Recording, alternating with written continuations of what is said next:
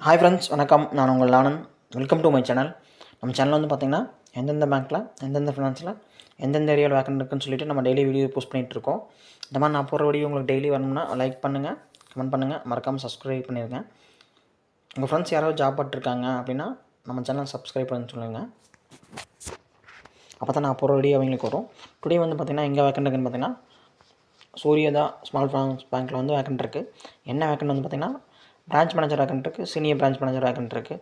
எந்த லொக்கேஷனில் வந்து வேக்கண்ட் இருக்குன்னு பார்த்தீங்கன்னா பண்ருட்டியில் வந்து வேக்கண்ட் இருக்குது, திருச்சி லொக்கேஷன். என்ன ப்ராடக்ட்னு வந்து பார்த்திங்க அப்படின்னா அச்சல் லேப்.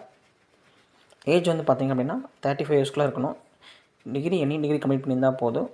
எக்ஸ்பீரியன்ஸ் வந்து பார்த்திங்கன்னா 3 இயர்ஸ் வந்து அச்சல் லேப்பில் வந்து எக்ஸ்பீரியன்ஸ் இருக்கணும், இல்லைன்னா NBFCயில் வந்து எக்ஸ்பீரியன்ஸ் இருக்கணும். நீங்கள் யாரை கான்டாக்ட் பண்ணுறது அப்படின்னு பார்த்தீங்கன்னா திருமலை செல்வம் சைட் கிட்டு அவரோட நம்பர் கொடுத்துக்கிறேன்.